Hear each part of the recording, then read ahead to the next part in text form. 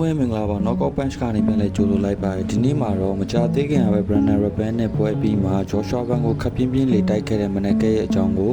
အနည်းငယ်ပြပြပေးနေပါတယ်အားလုံးလည်းသိထားတဲ့အတိုင်းမနက်ကဲကတော့ UFC မှာဆိုရင်ပွဲပြတ်နိုင်ဆုံး fighter တယောက်ဖြစ်သလိုသူ့ရဲ့ဆောင်ရွက်ကြပုံစံနဲ့မထင်ရင်မထင်သလိုပြဿနာရှာတတ်တဲ့သူပါ2023ကကျင်းပခဲ့တဲ့ UFC 293ပွဲရဲ့ press conference မှာဆိုရင်လည်းဆင်အောက်မှာရှိနေတဲ့ Kai Frank ကိုအမုန်းဖြဲနေရင်ဆင်ပေါ်မှာပွဲစုနေတာကြောင့် UFC 293ရဲ့ကောင်ပွဲထိုးတတ်မဲ့အရက်ဆန်ညာနဲ့ပြဿနာတက်ခဲ့ပါသေးတယ် Yes, stand up, motherfucker. Stand the fuck up. Stand the fuck up, motherfucker. What you want? What you want? What you want to? What you want? All right, yeah. Shut the fuck up. Sit down. နောက်တစ်ခုအနေနဲ့ဆိုရင်2024ခုနှစ်က UFC Fight Night ပွဲတစ်ခုမှာ Bruno Silva ကို TKO နဲ့နိုင်ပြီး Kai Frank Brandon Moreno အရက်ဆန်ညာတို့ကို Octagon ထဲကနေကောင်းကောင်းဖျက်ခဲ့တဲ့ပဲပါ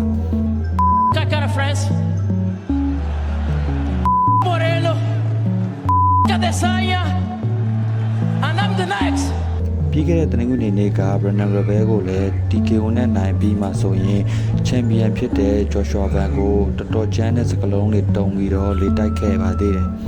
Van အနေနဲ့ကလည်းသူနဲ့ထိုးခြင်းနဲ့ဆိုရင်တော့ Texas ရဲ့ Houston မှာပဲထိုးလို့ရကြောင်းကိုအင်တာဗျူးတစ်ခုမှာပြန်လည်တုံ့ပြန်ထားတာမလို့ဒီ fighter နှစ်ယောက်တကယ်လို့ထိတ်တိုက်တွေ့မယ်ဆိုရင်မန်နက်ကဲရဲ့ဆောင်ရွက်ကြပုံစံနဲ့ကျွန်တော်တို့ရဲ့ချင်း fighter လေး Joshua Van ရဲ့စကလုံးတူတူနဲ့ထိရောက်အောင်ပြောနေကြပုံစံကတော့တကယ်ကိုစိတ်ဝင်စားစရာကောင်းမယ်လို့ထင်ပါတယ်။ Van အနေနဲ့ကတော့အင်တာဗျူးမှာပြောခဲ့ရတယ်ကိုအားမရသေးဘဲနဲ့သူရဲ့ကိုယ်ပိုင် social media platform ကနေပြီးတော့မန်နက်ကဲရဲ့ရင်အုပ်ကြွသားတွေပုံစံမမှန်တာနဲ့ပတ်သက်ပြီးတော့လောင်ပြောင်တဲ့ပုံစံမျိုးတွေနဲ့ထပ်မံတုံ့ပြန်သွားတာပဲဖြစ်ပါတယ်။အဲ့ဒီအပြင်ကမှ UFC ကိုလည်း machine ခေါ်ပြီးတော့ပွဲပရော့တယ်ပေးမလဲဆိုတဲ့ပုံစံမျိုးတွေနဲ့